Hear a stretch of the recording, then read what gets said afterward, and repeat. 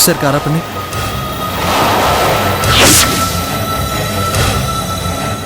ఏమైంది? ఒక నిమిషం.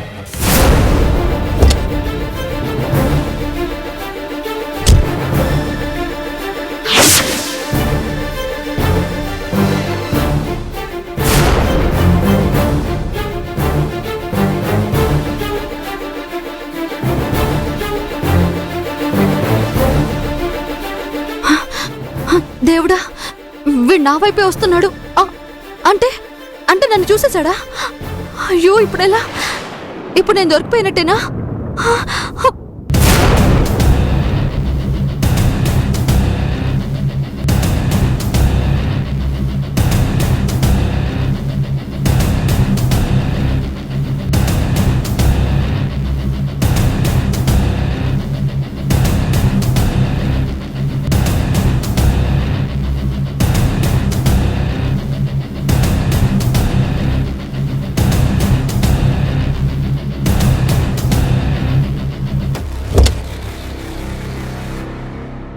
సారీ విష్ణు గారు, ఇందాక కార్ ఎక్కుతున్నప్పుడు కార్ కీస్ పడిపోయాయి, దొరికాయి.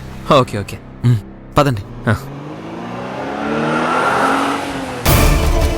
అమ్మయ్యా, ప్రాణం అరికాళ్ళ నుంచి నడినెత్తి వరకు వచ్చినట్టు అయింది. ఏదో ఒకటి చేయకపోతే ఈ ప్రాబ్లం నుంచి బయటపడలేను. కానీ ఏం చేయాలి?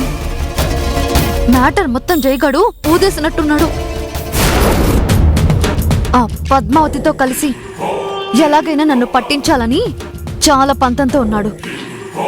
ఇలాంటి పరిస్థితుల్లో సరైన ఆలోచన లేకుండా నేను ఇలాంటి ప్రయత్నం చేయడం తప్పు. అసలు ఇప్పుడు ఏం చెయ్యాలి? నా బుర్రకేం తట్టడం లేదు. ఏం చేస్తే వీడి బారి నుంచి నన్ను నేను కాపాడుకోగలుగుతాను?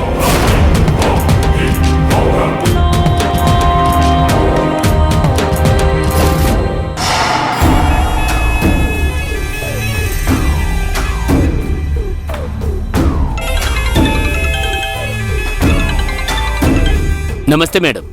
బాగున్నారా మేడం? నేను బాగున్నాను. చెప్పండి మేడం. నేను ఒక ఇంపార్టెంట్ పని మీద ఫోన్ చేశాను. నేను చెప్పేది కాస్త జాగ్రత్తగా వినండి. చెప్పండి మేడం.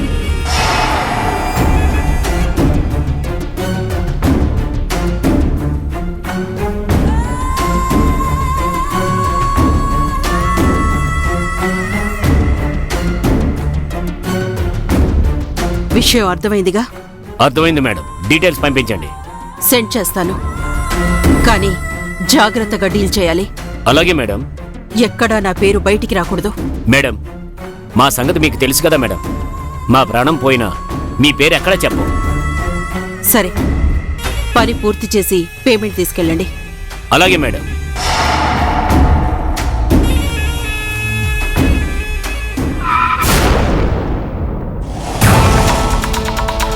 జయ్ గారు, వాటర్ బాటిల్ తీసుకొస్తాను. అలాగేనండి.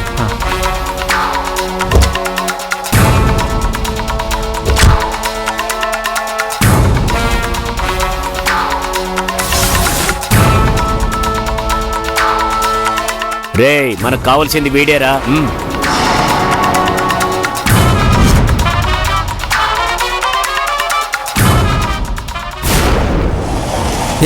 ఎవరు మీరు?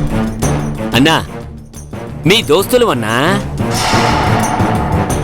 మీ మొహాలు చూస్తుంటే దోస్తుల్లో లేర్రా.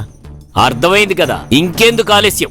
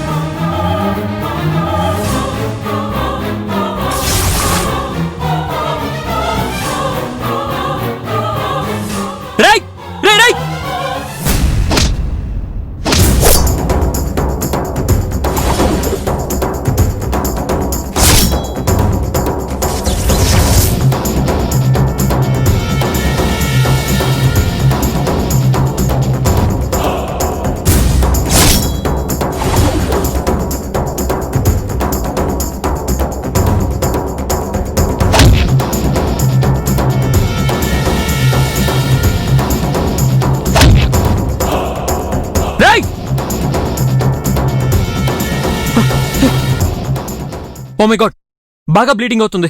హాస్పిటల్కి వెళ్దాం పద. అవసరం లేదు విష్ణు గారు, చిన్న దెబ్బే. అసలైనా ఎవరు వీళ్ళు? వీధి రౌడీలు అయ్యి ఉంటారు.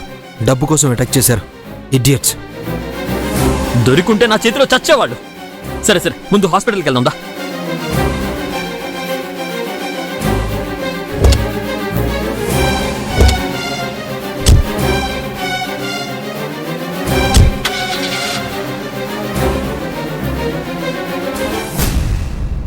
ఛ! కొంచెంలో తప్పించుకున్నాడు. ఇప్పుడు మేడంకి ఏం చెప్పాలి? సరే, ఈ విషయం మేడంకి చెప్దాం.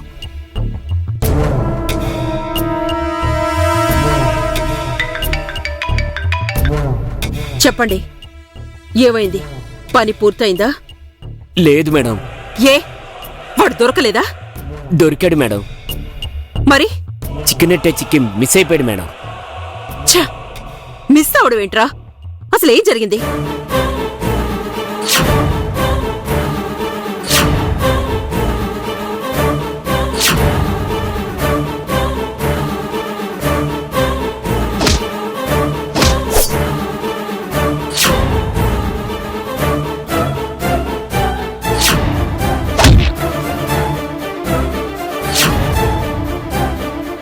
అలా చివరి నిమిషంలో చేయి జారిపోయాడు మేడం. రే రే రే, చవట సన్నాసుల్లారా, దున్న పొత్తుల్లా తిని బలిశారు కదరా. ఒక్కడిని బంధించడానికి మీ వల్ల కాలేదా? సారీ మేడం, ఈసారి మిస్ అవడు మేడం. మళ్ళీ మళ్ళీ అవకాశం రావడానికి మీరేమైనా కబడ్డీ ఆడుతున్నారా? Sorry madam. సరే,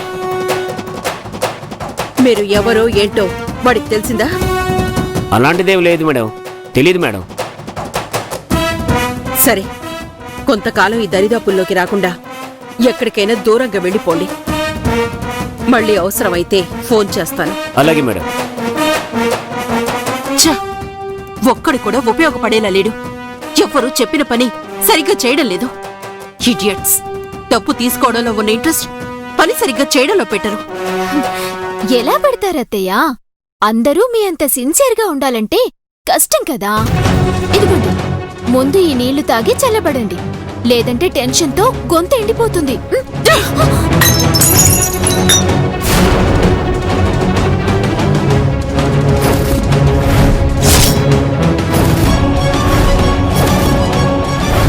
కాసేపు ఆగితే మీ పరిస్థితి కూడా ఇదే అత్తయ్య గారు. ఇప్పటిదాకా నిండు గ్లాస్లా గుమ్ముగా ఉన్నారు కదా.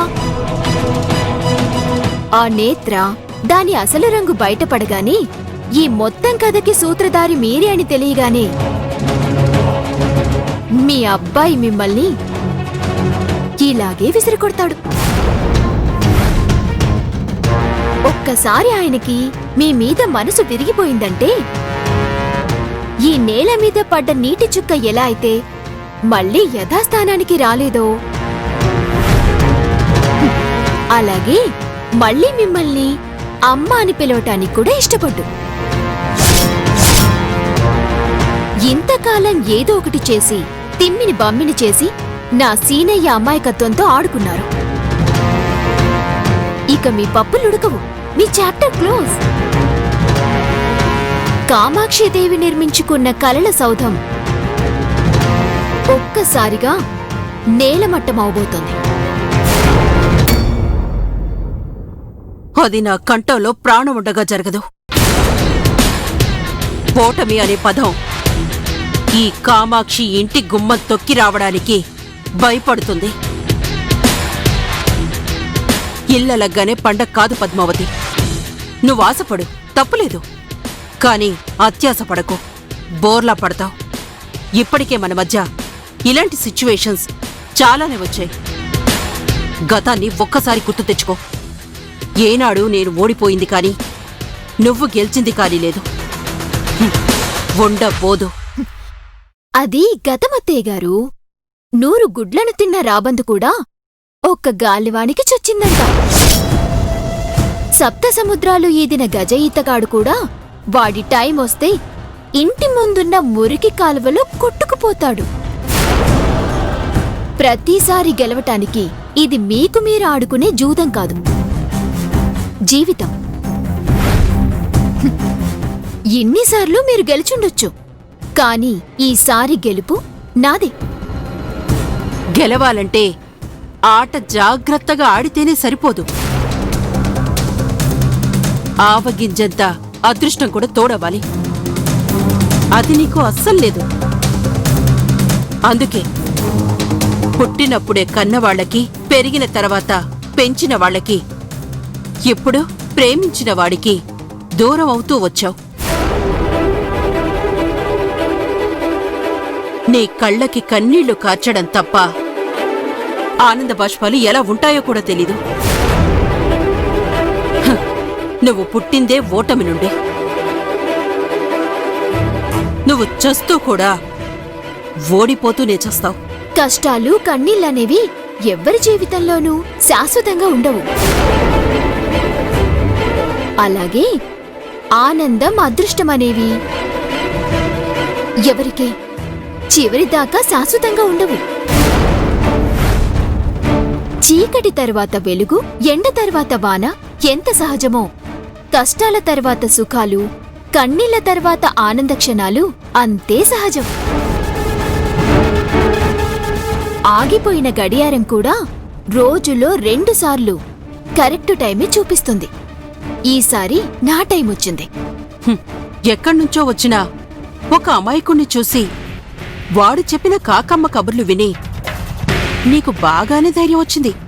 సరే కాని ఆరిపోయే దీపం నీలాగే వెలుగుతుంది. మిడిసిపడు. ఈ మిడిసిపాటు ఎంతకాలం ఉంటుందో నేను చూస్తాను. ఓటమి అంచులలో నిలబడి కూడా ఇంత గుండె నిబ్బరంతో, గెలుపు మీద ఆశతో ఎలా ఉండాలో మిమ్మల్ని చూసి నేర్చుకోవచ్చత్తే గారు. ఈ విషయంలో మీకు 100కి 100 మార్కులు ఇయ్యొచ్చు. సరే కానివ్వండి. ఆరిపోయే దీపం మీరో నేనో మరి కాసేపట్లో తేలిపోతుంది కదా. ఆ నేత్ర దొరగ్గానే సీనయ్య ఇంటికి తీసుకొచ్చి అందరి ముందు దాన్ని నిలబెట్టి నిజం కక్కిస్తాడు. అప్పుడు దాన్ని మీ చేతులతో మీరే మెడపట్టి బయటికి గెంటేయాల్సొస్తుంది. ఎవరు ఎవర్ని గెంటేస్తారో చూద్దాం. నేను సైలెంట్గా ఉంటున్నానంటే అది చాతగాక కాదు. నా చేతికి మట్టంటకుండా చేస్తున్నాను. ఎన్నిసార్లు నా చేతిలో చావు దెబ్బలు తిన్నా నీకు ఇంకా తెలిసి రాకపోవడం విడ్డూరంగా ఉంది. మేకపోతు గాంభీర్యం అంటే ఎలా ఉంటుందో అనుకున్నాను. ఇప్పుడు చూస్తున్నాను. సర్లేండి, మీరేదో టెన్షన్లో ఉన్నారు. ఆ కంగారులో కనీసం కాఫీ కూడా తాగలేదు. ఎక్కడ గొంతు తడారిపోతుందో అని భయపడి నీళ్లు తెచ్చాను.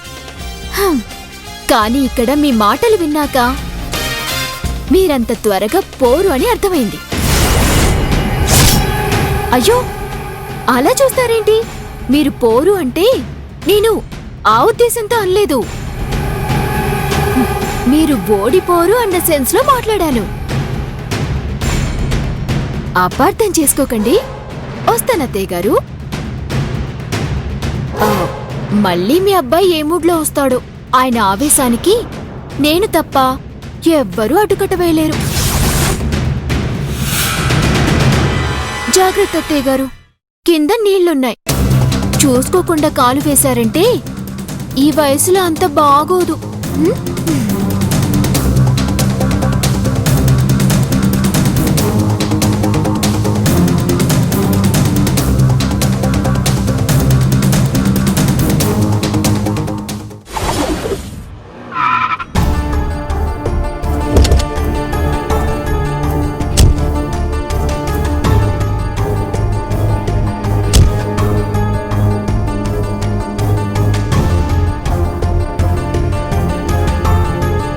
సీనయ్య, ఏమైంది? తను దొరికిందా? లేదు పద్మావతి. బాబూ, ఆ చేతి కట్టేంటి? ఇదా, దారిలో ఎవరో రౌడీ విధవులు డబ్బు కోసం దాడి చేశారు. ఆ గొడవలో చేతికి చిన్న గాయమైంది. గొడవ జరిగిందా? ఎవరు వాళ్ళు? తెలీదు పద్మావతి. సడన్ గా వచ్చారు. నేను వెళ్ళేసరికి పారిపోయారు. అదేంటి మీరు తనని వెతకడానికి వెళ్తే కావాలని ఎవరో పంపించినట్టుగా అలా ఎలా వచ్చారు? ఇప్పుడు వాళ్ళ గొడవ ఎందుకులేండి. నేత్ర ఇక్కడికి వచ్చిందా? వస్తే మేమే చెప్పేవాళ్ళం కదా. ఆయన గుడికని వెళ్ళిన పిల్ల ఇంకా తిరిగి రాకపోవడం ఏంటి? ఏముంది, తన గురించి ఇక్కడ పూర్తిగా తెలిసిపోయింది. నువ్విక్కడికొస్తే అందరూ నిన్ను నిలదీస్తారు కాబట్టి ఎవ్వరికీ దొరకకుండా జాగ్రత్తగా ఉండమని మనింటి నుంచే తనకి కబురు వెళ్ళుంటుంది. అందుకే జాగ్రత్త పడుంటుంది. ఈ ఇంటి నుండి అంత అవసరం ఎవరికుంటుంది? అయినా అలా చేసేవాళ్ళు ఎవరున్నారు? తను రావడం వల్ల, తను దొరికిపోవడం వల్ల ఎవరికి నష్టం కలుగుతుందో వాళ్లే చెప్పుండొచ్చు కదా. డొంక తిరుగుడు మాటలెందుకు పద్మావతి? అలా ఎవరు చేసుంటారో నీకు అనుమానం ఉంటే వారి పేరు ధైర్యంగా చెప్పొచ్చు కదా. దీనిలో దాపరికమేముందత్తయ్య గారు? అంత అవసరం ఈ ఇంట్లో మీకు తప్ప ఇంకెవరికుంటుంది? చూసావా విష్ణు, పద్మావతి నా మీద ఎంత పెద్ద నింద వేసిందో. అయినా అది మోసం చేసే మనిషి అని నాకు తెలిస్తే, తన వలన ఈ ఇంటికి నష్టం కలుగుతుందని అనిపిస్తే నేను తనని ఎందుకు సపోర్ట్ చేస్తాను? ఏరి కోరి నా కంటిని నేనే పొడుచుకుంటానా? మాట అనే ముందు వెనక ముందు ఆలోచించాలి పద్మావతి. అలివేల్ని తీసుకొచ్చింది విష్ణునే. నేను అన్నీ ఆలోచించే అన్నాను. తనని వెనకేసుకురావాల్సిన అవసరం మీకు తప్ప ఇంకెవ్వరికీ లేదు. ఆపుతారా మీ గోల? చూడు పద్మావతి, నిజానిజాలు తెలియకుండా ఎవరి మీద నేరం మోపకూడదు. దీనికైనా ఒక హద్దుంటుంది. అరే, సాక్ష్యం చూపించగలిగితేనే వేలెత్తి చూపాలి. నీ ఎదురుగా జైగారి రూపంలో ఇంత పెద్ద సాక్ష్యం కనపడుతుంటే నువ్వింకా అమాయకంగా మాట్లాడతావేంటి సీనయ్య? నేను క్లారిటీగానే మాట్లాడాను.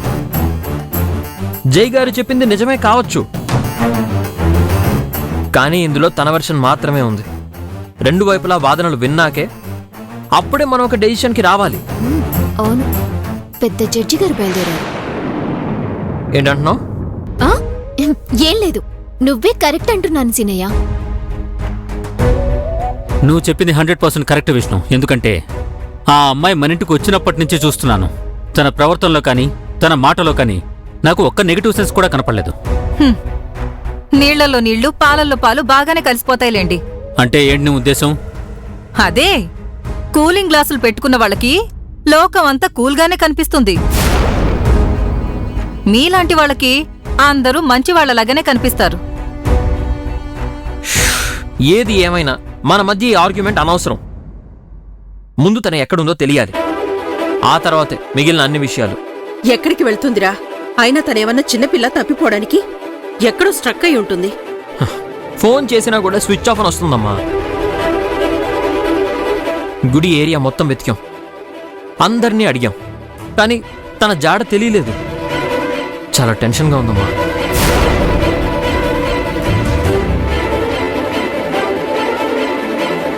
అంత టెన్షన్ ఎందుకు విష్ణు గారు? తనంటే మీకు అంత ఇష్టమా? అంతకంటే ఎక్కువ. మిగిలిన వాళ్ళకి తను ఇంటి గెస్ట్ మాత్రమే, కానీ నాకు మాత్రం బాధ్యత.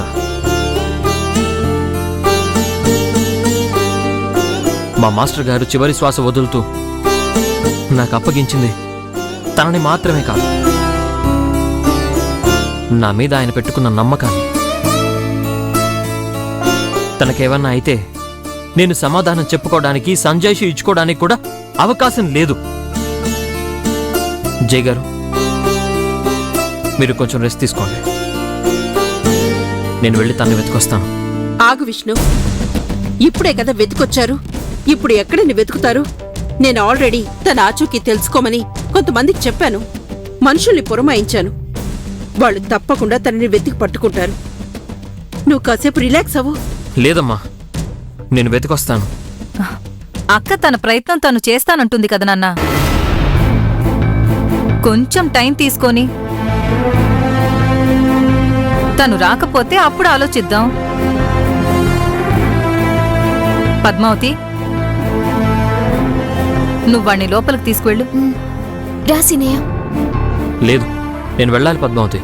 జై గారు, మీరు లోపలికి వెళ్ళండి.